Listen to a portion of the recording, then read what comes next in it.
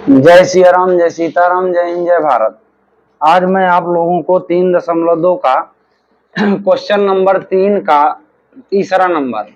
एक cricket team के coach ने 7 बल्ले और 6 गेंदे 3800 रुपए में खरीदी। बाद में उसने 3 बल्ले और 5 गेंदे 1750 में खरीदी। प्रत्येक बल्ले और प्रत्येक गेंद का मूल्य ज्ञात कीजिए। इंग्लिश वाले बोले तो लिखा है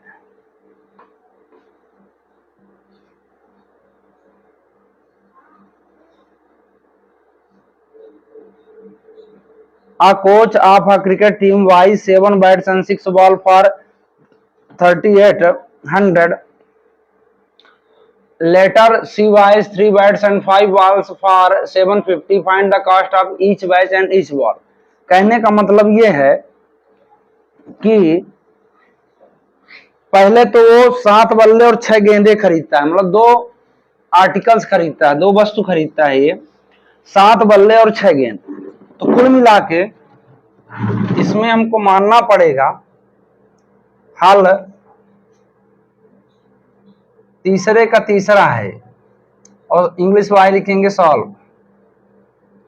let the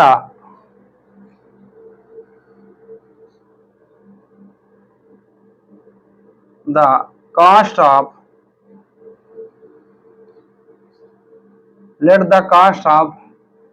one bat equal X, रुपए एक्स करो। माना कि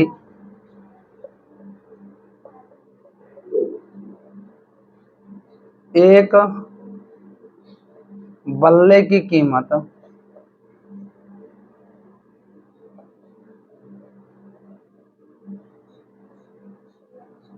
एक्स रुपए and the cost of one balls equal 22 रुपए, तथा एक गेंद की कीमत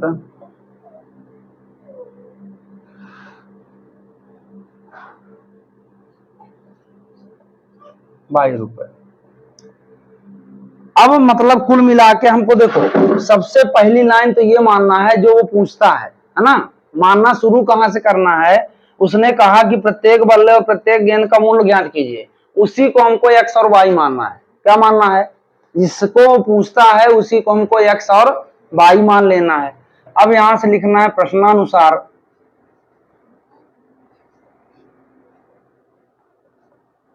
इंग्लिश वाले लिखेंगे ATQ। तो कहता है कितने बल्ले हैं, कितने गेंद है? 7 बल्ले और 6 गेंद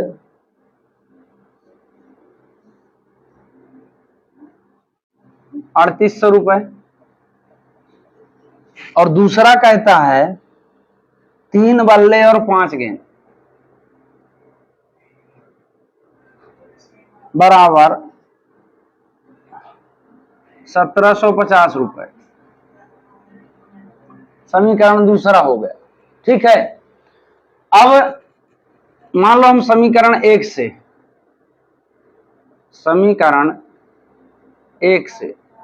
तो समीकरण 1 से यहां लिखेंगे from equation first.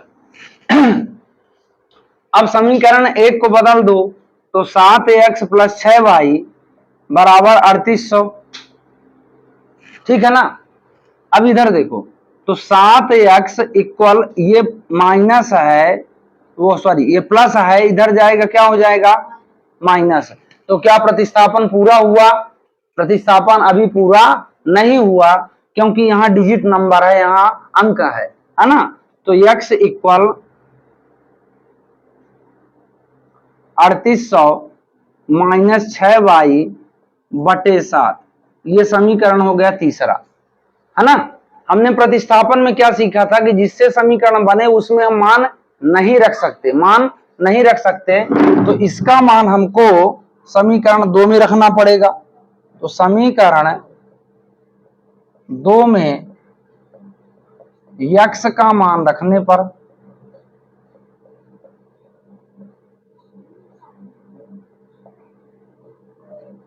English Y लिखेंगे पुटिंग द वैल्यू ऑफ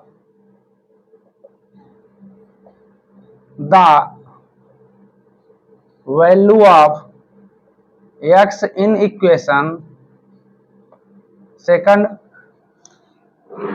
देखो इसमें क्या है, हिंदी और इंग्लिश दोनों इसलिए वीडियो बनाता हूं क्योंकि इंग्लिश वालों को हिंदी सीखने का मौका मिलेगा और इंग्लिश वालों को हिंदी, है ना। हिंदी मीडियम के बच्चे उसका हिंदी नहीं जानते, तो ये दोनों कंपेयर आप लोग अच्छे से कर सकते हो। अब कहता है कि इसका मान समीकरण 2 में रखने पर, तो 3x का मान ये है 3800 माइनस 6y बटे 7। इसके बाद अब देखो 5y बराबर 1750। 3 से 7 कटेगा नहीं, ये कटेगा नहीं, कटेगा तो छोड़ देते हैं, इसका गुणा कर लेते हैं।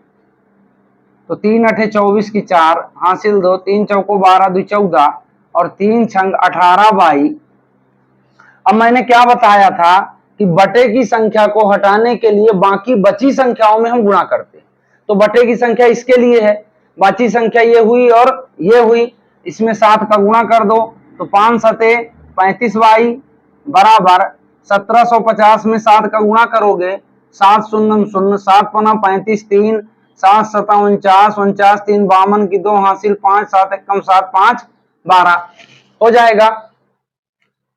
ठीक समझ में आ रही बात।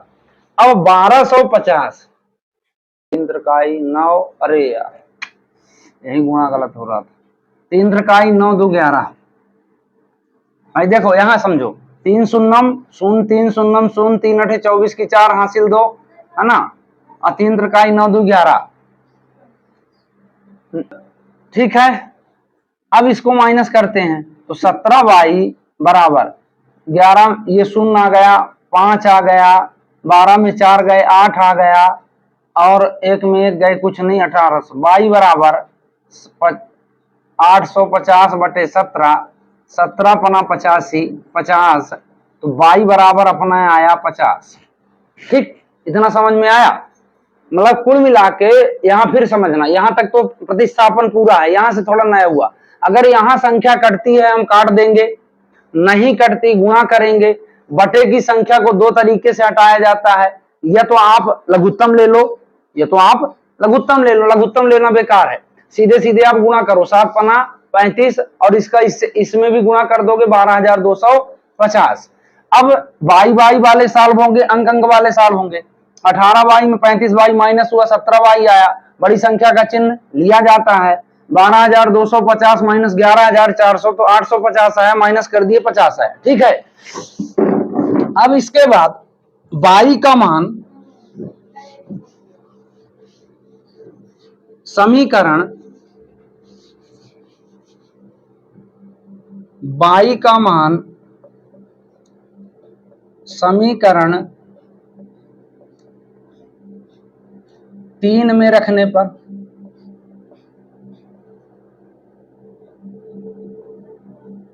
यहां इंग्लिश वाई लिखेंगे पुटिंग द वैल्यू ऑफ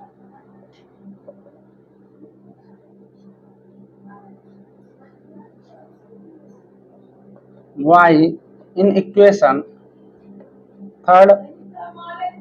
तो 3x minus 6y upon 7x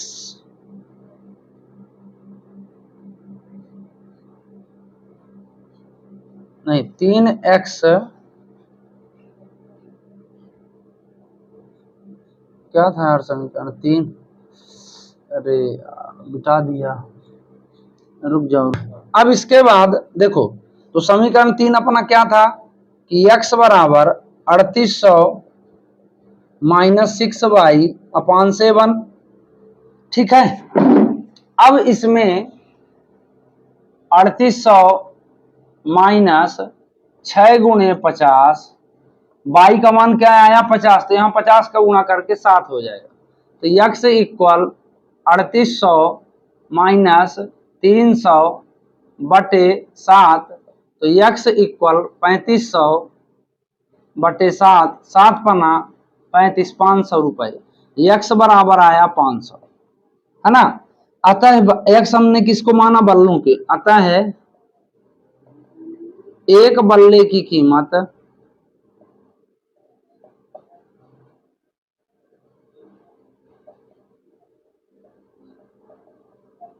500, कितना आया 500, और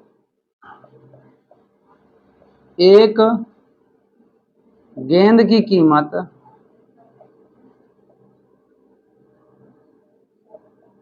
बराबर 50 रुपए।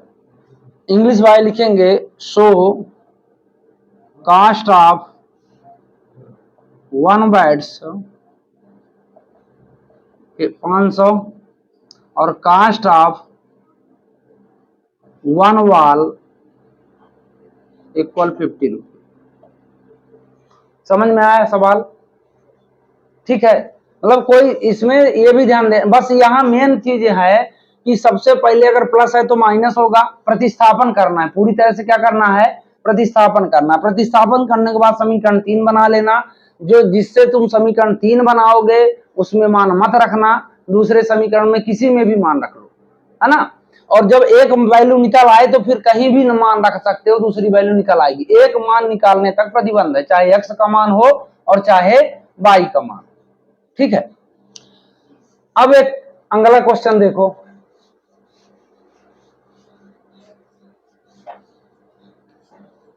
कहता है कि एक नगर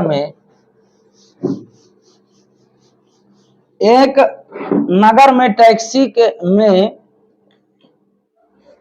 देखो यहां से, एक नगर में टैक्सी के भाड़े में एक नियत भाड़े के अतिरिक्त चली गई दूरी का भाड़ा सम्मिलित किया जाता है। 10 किलोमीटर दूरी के लिए भाड़ा 105 है, मतलब अतिरिक्त भाड़ा भी है और फिक्स भाड़ा भी है। तो 15 किलोमीटर के लिए भाड़ा 155 है। नियत भाड़ा और प्रति भाड़ा क्या है, एक व्यक्ति को 25 किलोमीटर यात्रा करने के लिए कितना भाड़ा देना पड़ेगा। इसमें दो क्वेश्चन है, पहले तो हमको नियत भाड़ा और प्रति किलोमीटर भाड़ा निकालना है, फिर उसके अनुसार से 25 किलोमीटर का कितना भाड़ा होगा ये लिखना है। इंग्लिश वाले जो है ये क्वेश्चन कह रहा है कि the taxi charges in the city consist the fixed charges together with the charge for the distance covered. For the distance of 10 kilometre the charge paid is ₹105 and for the journey of 15 kilometer charge paid is rate मतलब 155. What are the fixed charge and the charge per kilometer? How much does a person have to pay for traveling a distance for 25 kilometer? कुल मिला के देखो, हमको दो चीज मैंने क्या बताया पिछले सवाल में कि हमको मानना कहां से है, जो मेन पूछा हो। इसमें मेन क्या पूछा है, नियत भाड़ा और प्रति किलोमीटर भाड़ा, इसी को हम x और y मानते हैं, ठीक है। मानने का पहला लाइन समझो, तो मानते हैं कि माना कि ये तीसरे का क्वेश्चन नंबर 4 है, हाँ। तो लिखेंगे माना कि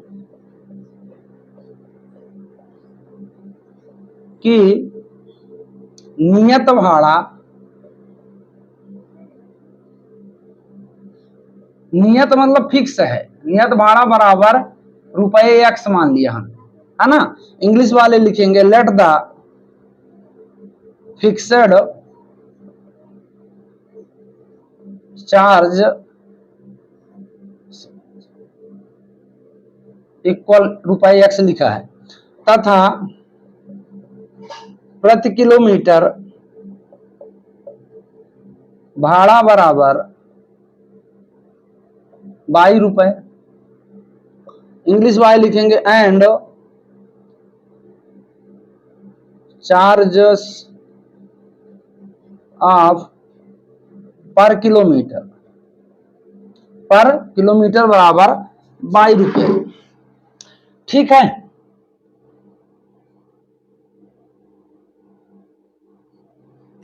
चार्ज पर किलोमीटर इक्वल ₹22। अब पर किलोमीटर, एक पर किलोमीटर अलग है, रुपए y लिख देना। अब यहां लिखते हैं प्रश्नानुसार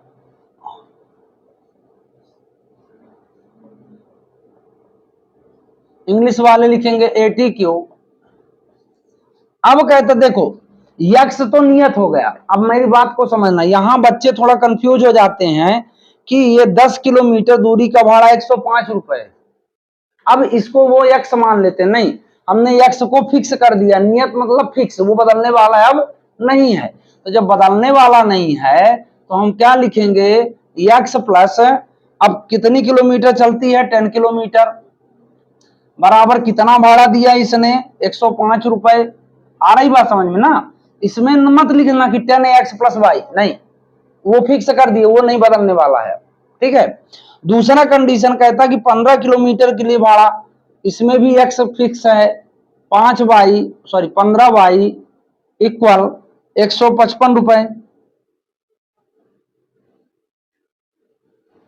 यह हो गया तुम्हारा, तो रुपए मत लिखो, समीकरण 2। समझ में आ रही बात। अब इसके आगे किसी को भी चेंज कर सकते हो। तो हम मान लो कि समीकरण 1 से, समीकरण 1 से, तो यहां इंग्लिश वाई लिखेंगे फ्रॉम इक्वेशन फर्स्ट। तो x प्लस 10y इक्वल 105, तो x इक्वल 105 माइनस 10y। अब ये पूरा प्रतिस्थापित हो गया कि नहीं हो गया, क्योंकि यहाँ डिजिट तो है नहीं, अंक तो है नहीं, तो इसी को हम समीकरण क्या मान लेते हैं, 3। अब 3 किससे बना, 1 से। 1 में 3 का मान नहीं रख सकते, क्यों नहीं रख सकते, क्योंकि मान रखने पर 0 आएगा। तुम रख के देख लेना। अब समीकरण 2 में रखना पड़ेगा, तो समीकरण 2 में x का मान रखने पर इंग्लिश वाई लिखेंगे, पुटिंग द वैल्यू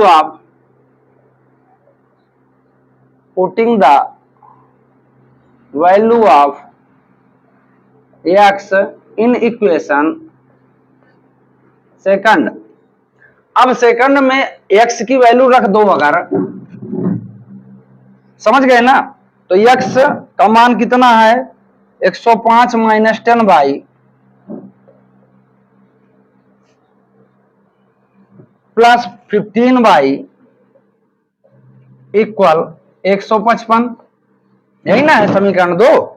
ये x, देखो इधर क्या है कि बोर्ड थोड़ी ये व्यवस्थाएं अभी अव्यवस्थित हैं, मैं खड़ा हो जाता हूं, बोर्ड छोटा पड़ जाता है ना। अब इसको आप लोग का सहयोग होगा तब अच्छे से बन जाएगा। x प्लस 15y इक्वल 150, यही ना है। अब देखो प्लस माइनस माइनस, 10 में 15 घटा तो 5y आया, 155 माइनस 105 हुआ, तो 5y बराबर ये कितना हो जाएगा, 50 हो जाएगा कि नहीं हो जाएगा। 155 में 105 घटा दो, तो y बराबर 50/5, तो 5 y बराबर कितना हुआ, 10 रुपए। अब y का मान कहीं भी रख लो, अब स्वतंत्र हो, एक मान निकल गया, हमारा प्रतिबंध खत्म। तो y का मान समीकरण 3 में रखने पर,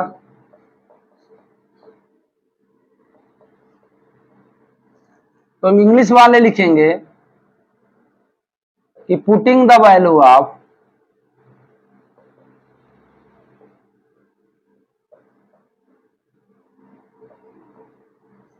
बाई इन इक्वेशन थर्ड।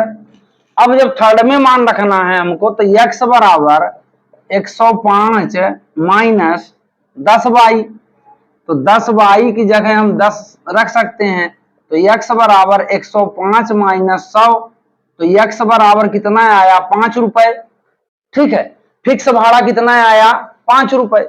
इतना समझ में आई बात। अब देखो, जब इतना समझ में आ गई तो हम लिख दें पहला आंसर कि नियत भाड़ा कितना है, 5 रुपए, और फिक्स प्रति किलोमीटर भाड़ा कितना आया, 50 रुपए। तो यहां लिख देते हैं कि अतः नियत भाड़ा बराबर 5 रुपए प्रति किलोमीटर भाड़ा बराबर 50 रुपए। इंग्लिश वाले लिखेंगे सो फिक्स्ड चार्ज इक्वल 5 रुपए एंड चार्ज ऑफ पर किलोमीटर, चार्ज ऑफ पर किलोमीटर इक्वल 50 रुपए। ठीक, अब कहता है कि अगर वो 25 किलोमीटर चलता है, कितना चलता है, 25 किलोमीटर चलता है, तो 25 किलोमीटर का किराया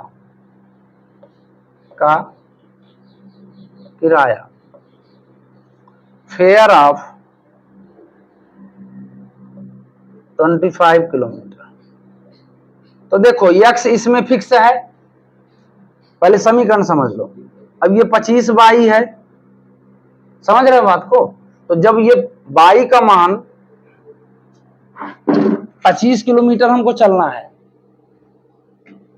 25 किलोमीटर यात्रा करने के लिए, तो बाई का मान कितना आया, 10, तो 5 रुपए आया वो यक्स का मान, 25 गुणे 10, तो 5 प्लस 250 मतलब 55 रुपए आया, 255 रुपए आपका भाड़ा आएगा। इसमें भी आंसर शो कर देना, पिछले वाले में भी नहीं किया, ऐसा कर देना कि यक्स इक्वल, नहीं इसमें करने की जरूरत नहीं, भाड़ा वाला है तो इसे भी है। समझ में आई बात। देखो फिर से समझो इस सवाल को, बहुत आसान सवाल है, बच्चे कहाँ कंफ्यूज होंगे, नियत भाड़ा और प्रति किलोमीटर भाड़ा। तो नियत भाड़ा अगर यक्स मान दिए, इसमें कोई भी अंक लिखने की जरूरत नहीं है। अगर वो 10 किलोमीटर कहता है तो बाई में जोड़ो, जो भी मान है यहाँ लिखो, जैसे फिर कहता है 15 किलोमीटर, जो भी है यहाँ लिखो, मतलब इस तरह बनाना है। यक्स फिक्स है, यक्स में कुछ भी मान मत रखना। और 25 किलोमीटर का भी भाड़ा निकालोगे तो यक्स का जो मान है उसको रखना है, बाई का जो मान, ऐसा नहीं कि इनको रख देना, ये क्योंकि पर किलोमीटर चार्ज है ना, इससे मतलब नहीं है, ये अलग आंसर है, ये अलग आंसर है। तो मैं आशा करता हूं कि ये वीडियो आपको पसंद आई होगी, तो चैनल को लाइक, सब्सक्राइब, शेयर जरूर कीजिए। जय हिंद, जय भारत।